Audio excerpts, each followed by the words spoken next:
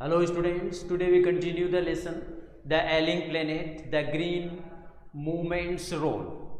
Okay, so let's continue the lesson and it's our lecture number 3rd and now continue.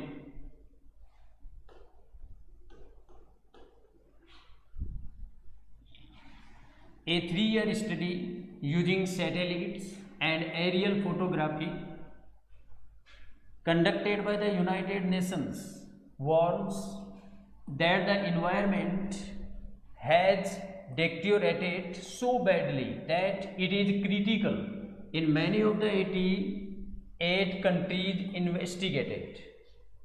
Now clear the line. 3 साल continuous study किया गया using satellites और aerial photography से, मतलब aerial photography की help से और satellites की हेल्प से 3 वर्ष तक स्टडी किया गया, ठीक है। और ये जो स्टडी प्रोग्राम है was conducted by the United Nations, ठीक है। और इसने ये वार्निंग दी है, ये वार्न्स करता है that the environment has deteriorated so badly, मतलब कि इन्वायरमेंट बहुत बुरी तरह से डिक्ट्यूरेट हुआ है, बहुत बुरी तरह से डैमेज हुआ है। और it is a critical in many of the 88 countries investigated, ठीक है। और ये जो 88 कंट्रीज हैं, 88 कंट्रीज में the situation is very critical. It is a warning given by the United Nations through using satellites and aerial photography. It the meaning of the line. तो इसका totally मतलब यह है कि उस समय में ये आर्टिकल लिखा गया था 1994 में, ठीक है। तो उस समय में जो अर्थ की जो कंडीशन थी was very bad. The next, there can be no doubt that the growth of world population is one of the strongest factors distorting this figure. The future of human society,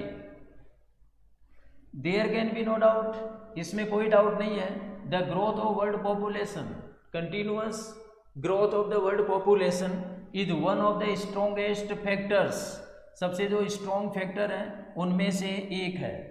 distorting the future of human society, जो factors है ये human society का जो future है उस future को खराब करने में, डिस्टॉर्टिंग, डिसफिगर करने में, ठीक है। तो सबसे जो स्ट्रॉन्गेस्ट फैक्टर है वो है the growth of world population. It took mankind more than a million years to reach the first billion. मनुष्य जाति को 1 बिलियन, फर्स्ट बिलियन तक पहुंचने में 1 मिलियन, 1 मिलियन मीन्स 10 lakhs, तो 10 lakhs ईयर्स लगे अपनी पॉपुलेशन 1 बिलियन करने में। That was the world population around the year 1800। और ये जो 1 बिलियन जो पॉपुलेशन थी, ये पॉपुलेशन थी 1800 के ईयर में, 1800 के ईयर में इतनी पॉपुलेशन वर्ल्ड की थी। By the year 1900, a second billion was added, और 1900 तक एक और बिलियन उसमें ऐड हो गया in the population. And the 20th century has added another 3.7 billion, और 20th सेंचुरी में तो और 3.7 बिलियन जो पॉपुलेशन है वो और ऐड हो गई, ठीक है। The present world population is estimated at 5.7 billion. अब जो 1994 तक जो प्रेजेंट वर्ल्ड पॉपुलेशन थी वो थी 5.7 billion. Every 4 days the world population increase by 1 million. इसका मतलब है कि 4 दिन में वर्ल्ड की जो पॉपुलेशन है वो 1 मिलियन इंक्रीज होती है, ठीक है। 1 मिलियन मीन्स 10 lakhs।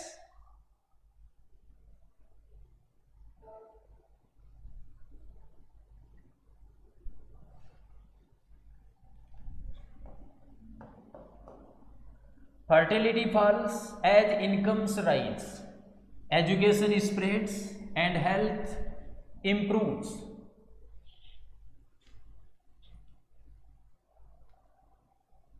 जब हेल्थ इंप्रूव होती है, एजुकेशन बढ़ती है, इनकम बढ़ती है, इनकम राइज, इनकम बढ़ती है, बच्चे कम उत्पन्न होते हैं, फर्टिलिटी फॉल्स, तो बच्चे कम उत्पन्न होते हैं, इनकम बढ़ती है, एजुकेशन फैलती है, बढ़ती है, और हेल्थ भी इम्प्रूव होती है। तो दस development is the best contraceptive. तो इसका मतलब है कि जो डेवलपमेंट है वो एक बहुत अच्छा कॉन्ट्रसेप्टिव है, ठीक है। But development itself may not be possible if the present increase in numbers continues. अब ये भी सही है, राइटर कहता है नानी पालकी वाला कि डेवलपमेंट स्वयं पॉसिबल नहीं है अगर प्रेजेंट इंक्रीज, जो पॉपुलेशन में जो प्रेजेंट इंक्रीज है, जो नंबर ऑफ प्रेजेंट इंक्रीज है वो अगर कंटिन्यू रहती है तो, ठीक है, तो डेवलपमेंट पॉसिबल नहीं है।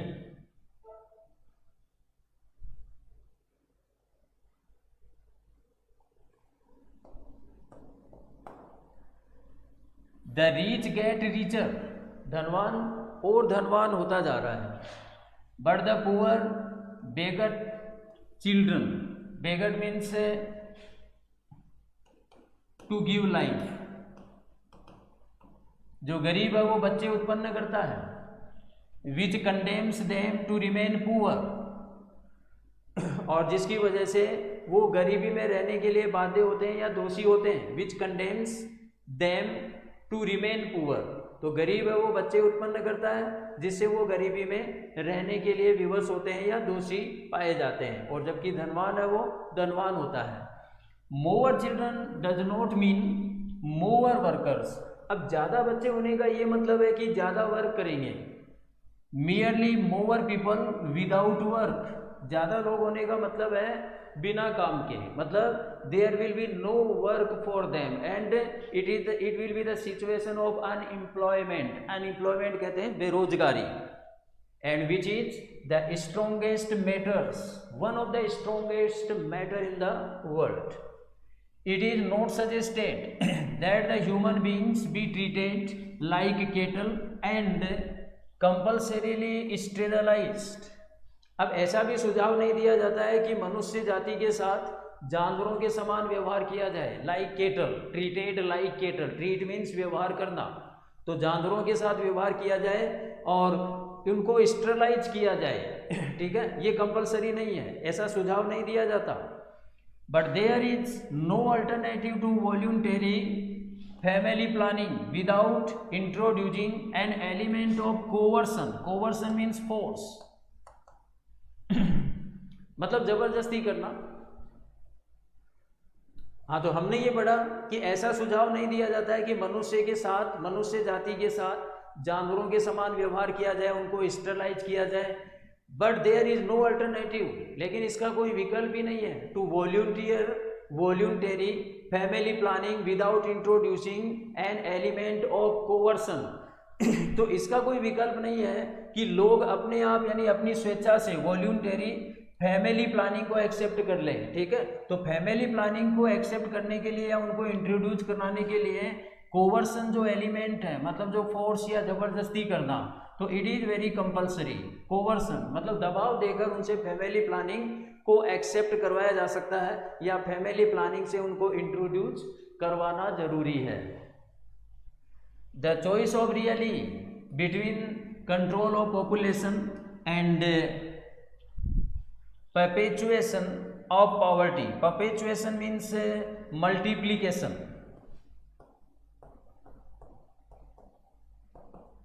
multiplication means continuous, the choice is really, तो चॉइस हम में से इन दोनों में से हमको एक करना है, एक को लेना है, या तो कंट्रोल ऑफ पॉपुलेशन, पॉपुलेशन को कंट्रोल करें, या फिर जो पॉवर्टी है, गरीबी है, वो मल्टीप्लाई होती जाए, मल्टीप्लिकेशन या परपेचुएशन में बढ़ती जाए, ठीक है। तो इन दोनों में से कोई एक ही चॉइस हो सकती है।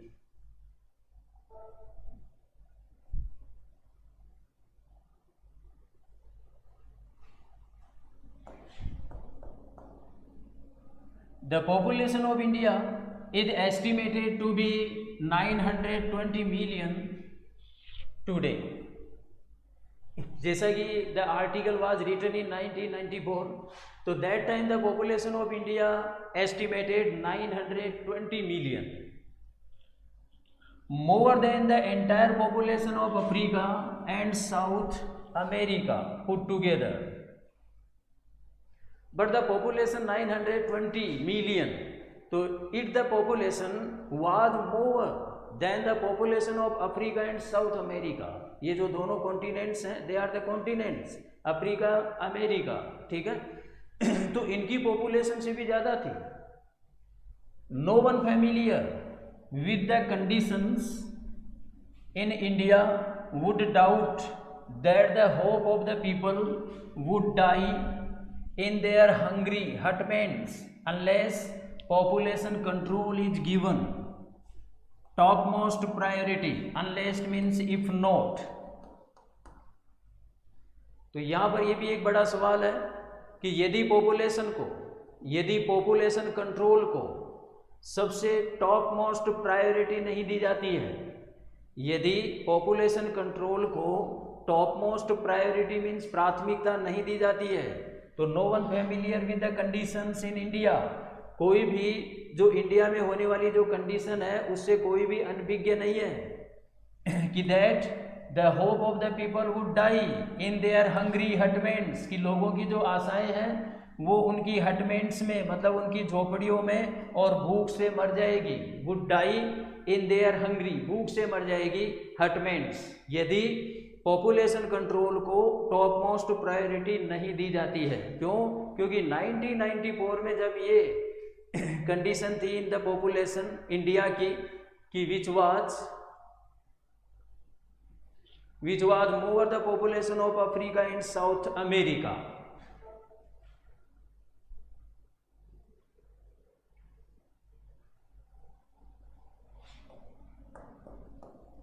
For the first time in human history, we see a transcending concern। Transcending concern, concern तो चिंता को कहते हैं, ट्रांसकेंडिंग का ये मतलब होता है कि जो लॉन्ग लाइफ रहती है, मतलब जो लगातार समय से चलती रहती है, उसे कहते हैं ट्रांसकेंडिंग कंसर्न। तो the first time in human history we see, तो ह्यूमन इतिहास में हम पहली बार देखते हैं ट्रांसकेंडिंग कंसर्न को। The survival not just of the people but of the planet, और it is the transcending concern. और ये क्या है? लोगों का जीवित रहना इंपॉर्टेंट नहीं है, जीवित रहना प्लेनेट का जीवित रहना, उसका सर्वाइवल करना जरूरी है। It is the main concern, it is the transcending concern which is continue from generation to generation. ठीक है, तो ये बात आपको समझ में आ गई होगी। तो सबसे पहली कोशिश करनी है टू सेव द प्लेनेट, कि how we save the planet, okay, कि कैसे हम इस प्लेनेट को बचाएं। We have begun to take a holistic view of the very basis of our existence, and what is our very basis of our existence? Planet, मतलब कि हमारे existence का, कि हम जो यहाँ पे हमारा जो एग्जिस्टेंस है, हमारा जो अस्तित्व है, उस अस्तित्व का बेसिस क्या है? बेसिस तो प्लेनेट है। ठीक है, तो ये जो लाइन है we have begun to take a holistic view, तो हमने एक होलिस्टिक व्यू को अपनाना स्वीकार किया है या शुरू किया है। और very basis of our existence, हमारे जो एग्जिस्टेंस का जो आधार है, मतलब इस प्लेनेट पर, तो हमने इस प्लेनेट पर, the total meaning of the line, इस प्लेनेट पर एक होलिस्टिक व्यू, मतलब एक कंप्लीट व्यू, एक पूर्णतावादी जो व्यू है उसको सोचना शुरू किया है। The environment problem does not necessarily signal our demise means death, it is our passport for the future। ये जो इन्वायरमेंट प्रॉब्लम है, ये इन्वायरमेंटल प्रॉब्लम हमारी मृत्यु का सिग्नल नहीं है, ये हमारे फ्यूचर का पासपोर्ट है। It is our passport for the future का पासपोर्ट है environmental problem. The emerging new world vision, तो अब ये जो एक नया वर्ल्ड को हम देखना चाहते हैं, जो विजन हमारे माइंड में है हम सभी के, तो ये जो उत्पन्न हो रहा है जो new world vision has ushered, ushered का वेलकम से मतलब निकाल सकते हैं, ushered has welcomed in the era of responsibility, तो इसने स्वागत किया है एरा ऑफ रेस्पॉन्सिबिलिटी का, ठीक है। ये मतलब ये रेस्पॉन्सिबिलिटी का युग स्टार्ट हो गया है कि जिसमें हम रेस्पॉन्सिबिलिटी लेते हैं अपने प्लेनेट को बचाने के लिए, ठीक है। तो ये कैसे उत्पन्न हुआ था, एमर्जिंग न्यू वर्ल्ड विजन से, मतलब एक नया वर्ल्ड विजन एक उत्पन्न होने वाला। तो it is a holistic view and ecological view, तो ये एक होलिस्टिक व्यू है, एक इकोलॉजिकल व्यू है। Seeing the world as an integrated whole, integrated whole means एक कंप्लीट पैकेज, कि हम वर्ल्ड को एक कंप्लीट पैकेज के रूप में देखें, rather than A dissociated collection of part. Dissociated means different, ठीक है। तो वर्ल्ड को अलग अलग कलेक्शन, अलग अलग पार्ट्स के कलेक्शन के बजाय इस पूरे वर्ल्ड को हम एक पैकेज के रूप में देखें, ठीक है, एक इंटीग्रेटेड होल के रूप में देखें। तो इस तरह से ये जो एमर्जिंग न्यू वर्ल्ड विजन है, ये एक होलिस्टिक व्यू है, एक इकोलॉजिकल व्यू है।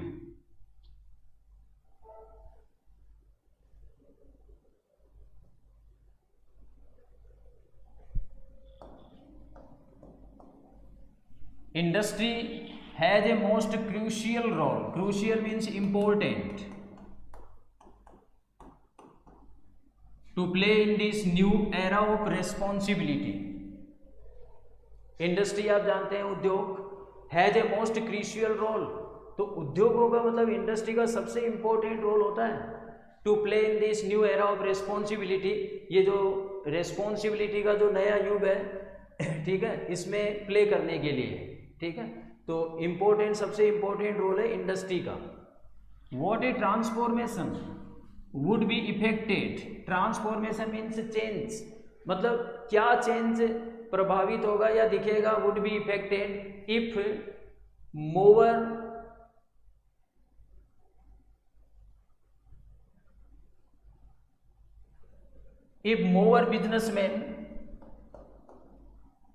businessmen shared the view of the chairman of DuPont name of industry,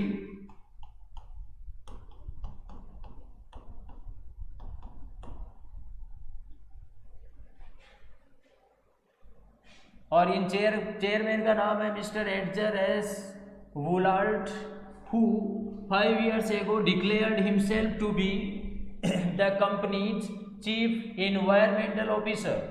ये शॉर्ट फॉर्म होती है CEO, जिसकी फुल फॉर्म अपने यहाँ चलती है chief executive officer, chief executive officer, लेकिन इन्होंने अपने आप को डिक्लेयर किया चीफ इन्वायरमेंटल ऑफिसर। तो ये जो सेंटेंस है, इस सेंटेंस का मतलब जो हम यहाँ से स्टार्ट हुआ था कि what A transformation would be affected, मतलब क्या परिवर्तन आएगा if more businessman share the view of the chairman, अगर ज़्यादा से ज़्यादा जो बिजनेसमैन है वो ये जो चेयरमैन है इनके व्यू को शेयर करें। और ये इनका नाम है मिस्टर एडगर एस वुलार्ट, जिन्होंने 5 साल पहले अपने आप को डिक्लेयर किया था चीफ इन्वायरमेंटल ऑफिसर, ठीक है। तो ही सेड, इन्होंने कहा, ये कंपनी नेम है जिनके ये चेयरमैन थे ड्यूपॉन्ट, तो उन्होंने कहा our continued existence as a leading manufacturer requires that we excel in environmental performance। तो इन्होंने कहा कि our continued existence as a leading manufacturer, तो जैसा कि जितने भी इंडस्ट्रीज हैं तो उनका जो मेन फंक्शन होता है वो मैन्युफैक्चरिंग का होता है, तो ऐसा ही इन्होंने कहा कि हमारा जो कंटिन्यू, अगर हमें अगर कंटिन्यू अगर एग्जिस्टेंस करना है वो भी लीडिंग मैन्युफैक्चरर के रूप में, ठीक है, तो हमें ज़रूरत है, रिक्वायर्स कि we excel in environmental performance, कि हम इन्वायरमेंटल परफॉर्मेंस में एक्सेल करें, ठीक है। तो ये इन्होंने कहा 5 साल पहले, जिन्होंने अपने आप को चीफ इन्वायरमेंटल ऑफिसर डिक्लेयर किया था, न कि chief executive officer. It the last para of all the statements made by Margaret Thatcher during the years of her prime ministership none has passed so decisively into the current coin of English usage as her felicitous words. felicitous कहते हैं well chosen, और decisively का मतलब determined होता है, determined.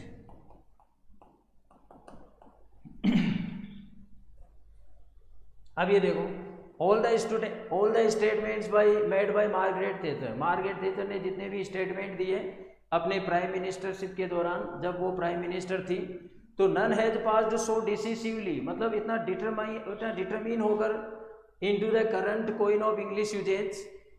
तो कोई भी व्यक्ति अपने प्राइम मिनिस्टरशिप के दौरान उन्होंने बहुत सारे स्टेटमेंट दिए, लेकिन कोई भी व्यक्ति उनके इन English usage, current coin of English usage में से नहीं गुजरा, मतलब किसी ने भी उनको एक्सेप्ट नहीं किया, ठीक है, उनकी स्टेटमेंट्स को.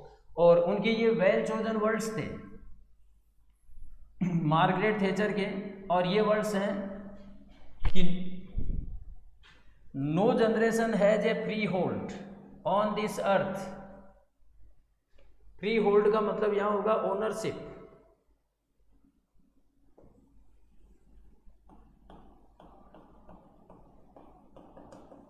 ऑनरशिप.